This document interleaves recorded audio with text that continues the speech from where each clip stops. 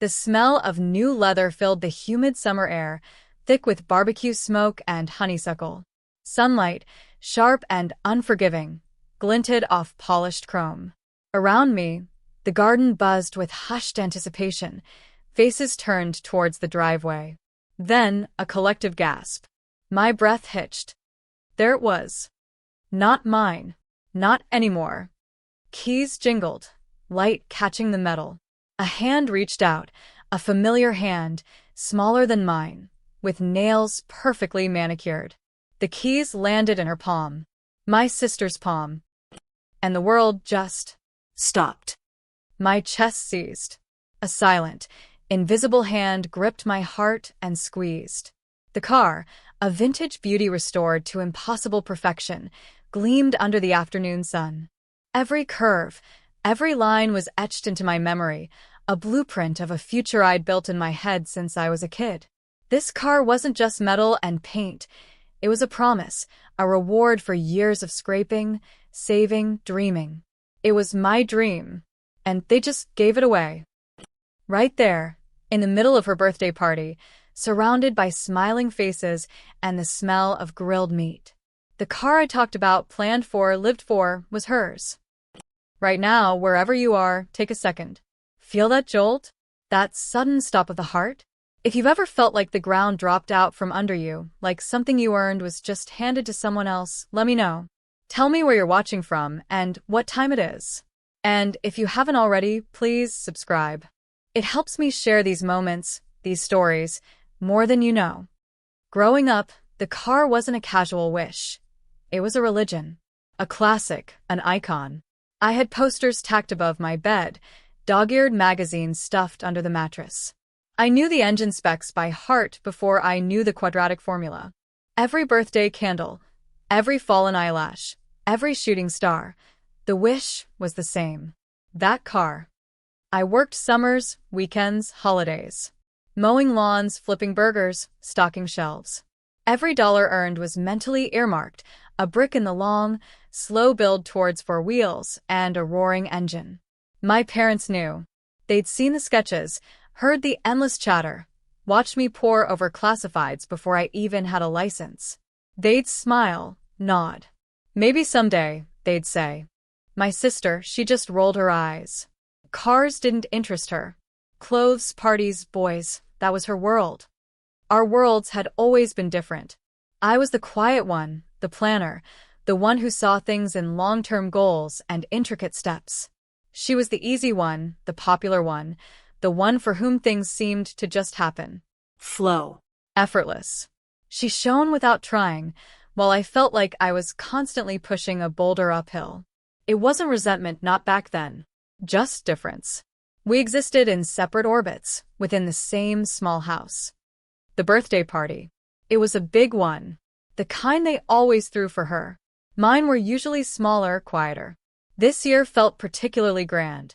Neighbors, cousins, her friends, my parents' friends. I showed up, obligatory gift in hand, already feeling slightly out of place, a satellite drifting at the edge of her bright, warm sun. The food was good. The music was loud. Then, the moment, everyone gathered on the lawn near the driveway. My dad cleared his throat, beaming. My mom was practically vibrating with excitement. They made a little speech. How proud they were of her. How this was a special milestone.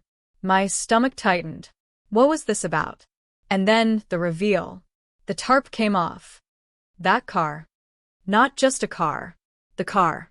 The exact model, the perfect color. Gleaming, perfect, impossible. It sat there, a jewel box on the asphalt, and the breath left my body. They didn't look at me. Not at first. Their eyes were on her, on the way her face lit up, on her squeal of delight as she ran towards it.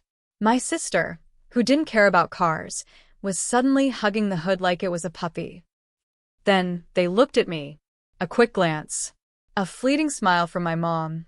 Maybe a thumbs up from my dad, lost in the moment, lost in her moment. It was a look that said, "See? Isn't this wonderful?" Not, "We know how much you wanted this. Sorry, it's not yours," just. Oblivious celebration. The keys. The jingle. The hand. Hers. My dream, reduced to a party favor for someone else. The rest of the afternoon is a blur. People congratulated her, asked her about it. She giggled, ran her hand over the paint. My parents watched her with pure joy. I stood at the periphery, smiling vaguely when someone spoke to me, my heart a cold, heavy stone in my chest. The barbecue smoke suddenly smelled like ash. The music was just noise. Every laugh felt like a tiny shard of glass. I left early, made up some excuse, got in my own car, the beat-up one that had been my workhorse for years, the one I was supposed to trade in when I finally bought my car. Driving home, the windows down, the wind felt like a physical pain. It wasn't just about the car itself, though the loss of it felt like a punch. It was about the dismissal, the erasure, the fact that they knew, and they did it anyway, without a second thought for how I might feel. My life's quiet aspiration, treated like a casual gift. The next few days were numb. I tried talking to my mom, tried to explain the depth of the hurt, not the jealousy, but the feeling of being unseen, undervalued. She listened, but her eyes glazed over. Oh, honey, don't be dramatic. It's just a car. Your sister needed reliable transportation for college. Yours is old. We'll help you find something else when you're ready, something else. Not the car. Not my car. And the phrase she needed reliable transportation felt like a flimsy excuse, a convenient justification for giving her the gift that had meant everything to me. My car, old as it was perfectly reliable. I'd maintained it meticulously. It wasn't about need. It was about desire. My desire. Talking to my dad was worse. He got defensive. We work hard. We wanted to do something nice for your sister. Are you saying she doesn't deserve it? It's just stuff. Why are you making such a fuss? Making a fuss. My quiet devastation, my years of silent planning and sacrifice, reduced to making a fuss, the easy charm he had with the world, the way he could talk his way into or out of anything, turned into a shield, deflecting my pain like it was an inconvenience. He couldn't or wouldn't see it. They were proud of their grand gesture, and my hurt was spoiling their moment. I stopped trying to explain. The silence settled, thick and heavy. My sister, bless her heart, was clueless. She'd call, bubbling about her new car. Oh my God, it drives like a dream, or all my friends love it. She didn't seem to connect it to my long-held dream. Or maybe she did, and just didn't care. I couldn't tell which was worse. I'd just listen, offering non-committal, that's great, or be careful. Each call was a fresh twist of a knife. The feeling of being fundamentally misunderstood, of having my deepest aspirations invisible to the people who were supposed to know me best, was a poison. It seeped into everything. Work felt pointless. Hobbies lost their color. The future I had envisioned, the one that had that car parked proudly in the driveway, was gone, replaced by a hazy, uncertain road that felt empty and cold. For a while I wallowed. It was a deep, dark well of self-pity and quiet rage. Why bother dreaming? Why bother working towards anything if it could just be snatched away, or worse, given to someone who didn't even value it the same way? The unfairness of it all felt suffocating. Sleep offered little escape. The car gleamed in my dreams, just out of reach, or driven away by someone else. Then something shifted. It wasn't a sudden epiphany, more like a slow, hard crystallization of resentment into something sharper, colder. Okay, if my dreams weren't safe with them, if my value wasn't recognized by them, then I would build a world where I didn't need their validation. I wouldn't just get another car. I wouldn't just replace the dream. I would build something so undeniable, so much mine, that it couldn't be ignored, couldn't be given away, couldn't be diminished. It was a reckless thought. I had a stable enough job, a modest savings account. The path I was considering wasn't safe. It was high risk, high reward. Starting something new, building a company. It required everything I had and then some. Sleepless nights, draining my savings, taking on debt, learning skills I didn't have, facing rejection that felt personal and brutal. It was a lonely road. But the alternative felt even lonelier. Staying small. Staying safe. Staying Invisible. That well of self-pity? I climbed out of it, scraping my hands on the rough stone walls. The fuel wasn't just ambition anymore. It was the cold, hard burn of betrayal. Every setback, every door slammed in my face, every dismissive word from someone who didn't believe, just added more fuel to the fire. I remembered my parents' faces, their easy smiles as they handed over those keys, and I pushed harder. The first few months were brutal. I was working my day job, then coming home, and working until exhaustion claimed me on the couch. My apartment became a war zone of scattered notes, empty coffee cups, and the hum of my laptop. My social life evaporated.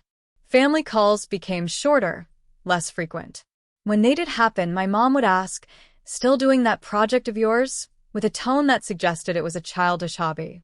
My dad would pivot to talking about my sister's classes, her job search, the places she was driving her new car. The contrast was stark. Their world was solid, defined, approved. Mine was a chaotic gamble. There were moments I wanted to quit. Moments the fear was so intense, it felt like a physical weight crushing my chest. The debt piled up. A potential partner pulled out. A major client I was counting on went with someone else. I stared at the ceiling in the dark, wondering if they were right. If I was just making a fuss. If I was chasing a ghost. Maybe I wasn't meant for this.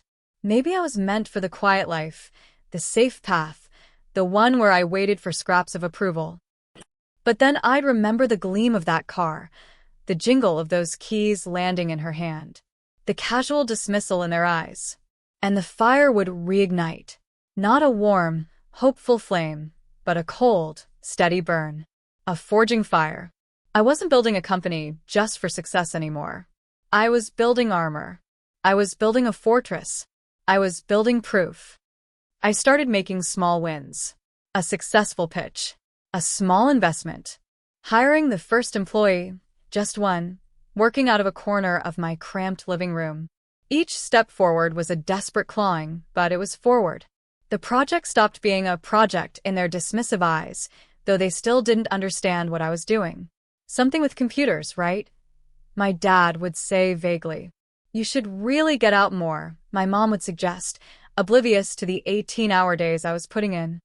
The breakthrough felt less like an explosion and more like a dam finally giving way. Months of relentless work, of refining, pitching, iterating, led to a major deal. A big one. One that didn't just validate the idea, it validated me. The funding came through. We hired a team. We moved into a small office, then a slightly larger one.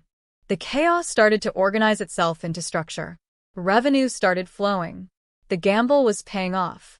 Big time. With success came a strange kind of power. Not the power over others, but the power of self-determination. I could make decisions, big ones. I could build things. I could acquire things. And sometimes you acquire things not because you need them, but because they represent something. Because they close a loop. Because they speak volumes without a single word. One of the first significant purchases the company made wasn't new equipment or fancy software. It was a vehicle. A specific kind of vehicle. For executive travel. Business meetings. Making an impression. It was practical in a way. But it was also symbolic. My sister's birthday invitation arrived in the mail. Another milestone birthday. Another party. My first instinct was to decline. To send a gift, a polite card, and stay in my self-imposed exile. The thought of going back, seeing that car in the driveway, seeing their easy happiness and my sister's casual ownership of my dream, it felt like stepping back into the well. But the decision I made in that moment wasn't about avoiding pain. It was about presence. It was about walking back into that garden not as the hurt kid who lost her dream, but as the person who built a new one. A bigger one. And this time, I wouldn't be arriving in my beat-up car.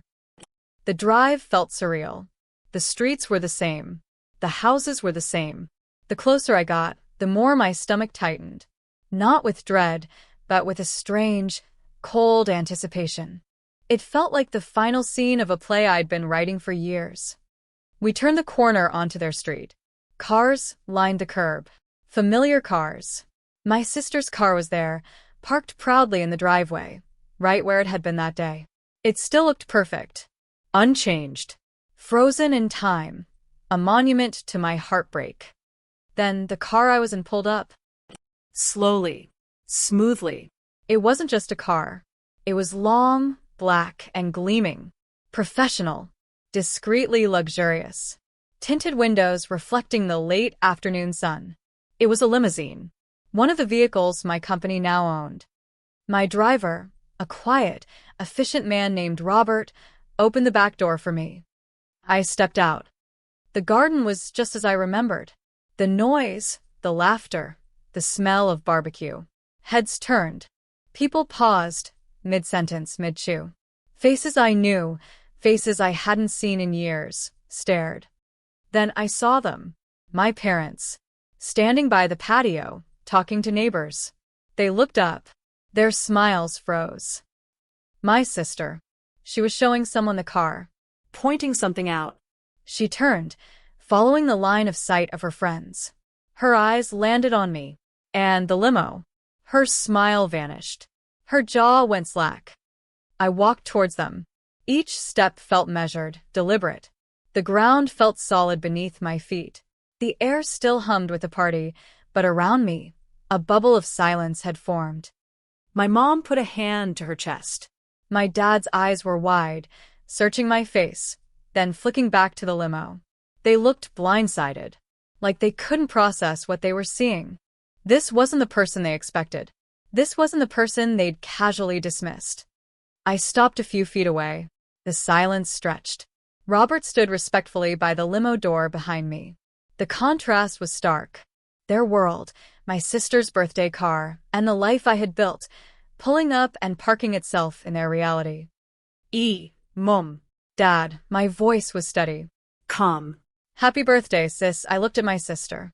She just stared, speechless, standing next to the car that had defined her perceived victory, and now looked suddenly small.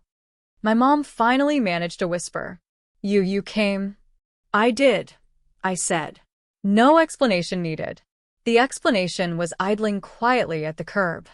My dad cleared his throat, tried to regain his composure. That's quite the car, dry humor, a flicker of the old deflection. It belongs to the company, I said simply. Executive transport. He didn't respond. He just looked at the limo, then back at me. The question was in his eyes, unspoken. Your company? That kind of company. My sister finally found her voice. You have a driver? It sounded less like a question and more like an accusation. For business, I replied. The truth, but also a gentle emphasis on the world I now inhabited. The air was thick with unspoken words. They couldn't ask how. Not right there. Not with everyone watching. The shock on their faces was profound. They hadn't just given away my dream. They'd inadvertently fueled the building of something they hadn't seen coming at all. The car was the symbol of their lack of faith. The limo was the symbol of my relentless resilience. The victory wasn't loud or triumphant. It was quiet, cold, and absolute. The rest of the party was a strange dance. People came up cautiously, asked about the limo, about my work. My parents hovered, trying to act normal, throwing strained smiles, occasionally glancing at the street. My sister stayed near her car, talking animatedly, maybe trying to compensate for the shift in gravity. I didn't gloat. Didn't make a scene. I didn't need to. The limo did the talking. The transformation spoke for itself. I made polite conversation, accepted a slice of cake, stayed for a reasonable amount of time. Leaving was just as quiet. Robert opened the door. I stepped back into the cool, private space of the limo. Through the tinted window, I saw them standing on the lawn, watching us pull away. 3 figures, small in the distance, framed by the house and the still gleaming car in the driveway. Driving away, the familiar streets blurring, I felt a strange mix of emotions. Vindication, yes. A deep, quiet satisfaction. They had wounded me, dismissed me, underestimated me. And I had built something undeniable from the wreckage. But there was also a lingering sadness. The victory felt solitary. I had proven them wrong, but in doing so, I had highlighted the distance that had grown between us. The dream car was gone, and in its place was success. Yes, but also the cold knowledge that some bonds, once broken, can only be viewed from a distance, through a tinted window. The warmth of the sun, the smell of barbecue, the easy laughter, it felt like a world I no longer fully inhabited. I had traded a specific dream for an entire reality. And while the reality was powerful, it was also undeniably my own, built brick by painful brick, without their help, and perhaps, ultimately, without their true understanding. The drive was smooth, the leather soft, the silence deep. And I knew, with absolute certainty, I would never again wait for someone else to hand me the keys to my own life. If this story hit close to home, if you've ever felt that sting of being overlooked or had to build your world from scratch, I'd love to hear your version. Drop a comment with where you're listening from and what time it is. Thanks for being here. Subscribing helps bring more of these to life.